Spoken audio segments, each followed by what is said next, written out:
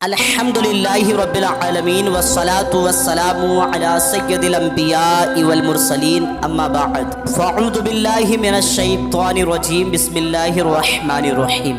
میرے پیارے پیارے اسلامی بھائیو، تاریخ اسلام کا بہت ہی مشہور و معروف واقعہ، شیطان نے ایک صحابی رسول کو نماز پڑھنے کے لیے جگایا۔ پیارے اسلامی بھائیو، شیطان نے صحابی رسول کو نماز ادا کرنے کے لیے کیوں جگایا؟ آئیے جانتے ہیں۔ حضرت سیدنا مولانا جلال الدین رومی رحمۃ اللہ تعالی علیہ مثنوی شریف میں بیان فرماتے ہیں، سردار مکہ مکرمہ سرکار مدینہ منورہ صلی اللہ تعالی علیہ وسلم کے مشہور صحابی حضرت سیدنا امیر معاویہ رضی اللہ تعالی عنہ اپنی قیام گاہ میں سو رہے تھے۔ اچانک آپ کو کسی نے بیدار کر دیا۔ آنکھ کھول کر جب دیکھا تو جگانے والا نظر نہیں آیا۔ اس وقت آپ نے فرمایا کہ ارے تو کون ہے، تیرا نام کیا ہے؟ یہ سن کر شیطان نے کہا کہ مجھ بدنصیب کا نام ابلیس ہے، جو بہت مشہور ہے۔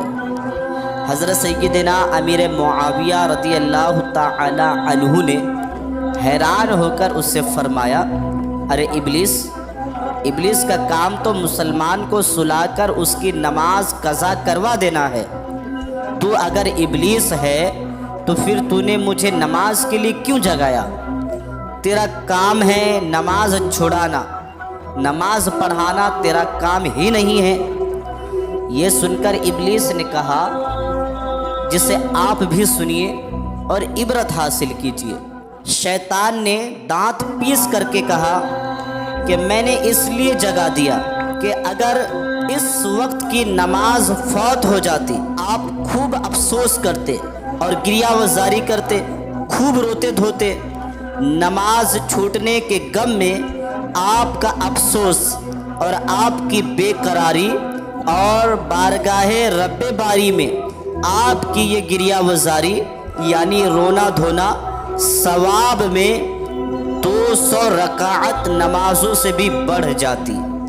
لہٰذا میں نے آپ کو نماز کے لیے جگا دیا ہے تاکہ آپ کا ثواب بڑھنے نہ پائے۔ میرے پیارے پیارے اسلامی بھائیوں، شیطان آخر شیطان ہی ہے۔ اس نے کہا میں مسلمانوں کا حاسد ہوں، اور اسی جذبہ حسد کی وجہ سے میں نے آپ کو نماز کے لیے جگا دیا تاکہ آپ کو 2 رکعت کا ثواب ملے، اور آپ کی یہ 2 رکعت فوت ہونے کی وجہ سے اور آپ کے اس 2 رکعت فوت ہو جانے کی غم اور گریہ وزاری کی وجہ سے جو 2 کے بدلے 200 رکعت نماز کا ثواب ملتا، میں اس کو ہضم کیسے کر پاتا؟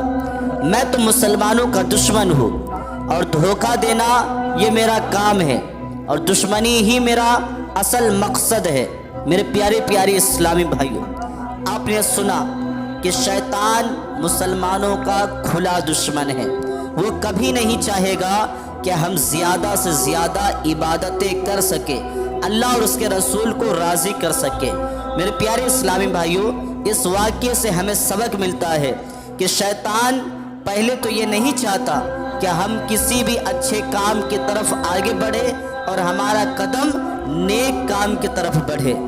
اگر ہم مضبوط پختہ ارادہ کر کے شیطان کو ناکام کر کے اپنے آپ کو آگے بڑھاتے ہیں اور نیک کام میں جب حصہ لینے کی کوشش کرتے ہیں، جب دیکھتا ہے شیطان کہ میں اس کو روکنے میں ناکام ہو گیا، تو پھر وہ اپنا دوسرا وار کرتا ہے اور وہ سوچتا ہے کہ اب اس کام کے اندر میں اس سے خلل پیدا کرا دوں، یا پھر شیطان جو ہم کرنے والے بڑے کام ہوتے ہیں جس سے ہمیں نیکیاں زیادہ ملنے والی ہوتی ہے، شیطان کی کوشش یہ ہوتی ہے کہ کسی بھی طریقے سے اگر یہ نیک کام کرنے سے باز نہیں آتا تو پھر اسے بڑے بڑے نیک اعمال کرنے سے روکو اور اسے مختصر اعمال کرنے دو، تاکہ یہ بڑے بڑے نیک کام کر کے اللہ اور اس کے رسول کی بارگاہ میں یہ سرخرو و سرفراز نہ ہو سکے۔ تو میرے پیارے اسلامی بھائیوں، ہم مسلمان ہیں اور مسلمان کا کام ہے کہ وہ ہر لمحے اللہ اور اس کے رسول کی اطاعت اور فرما برداری کرے اور شیطان کو ناکام و نامراد کرے تو نیت کرے انشاءاللہ عز و جل آج کے بعد ہماری کوئی نماز قضا نہیں ہوگی، اور اس کے علاوہ اللہ تبارک و تعالی نے جو بحیثیت مسلمان ہم پر عبادتوں کی ذمہ داری دی ہے ہم اس کو بخوبی نبھائیں گے انشاءاللہ عز و جل۔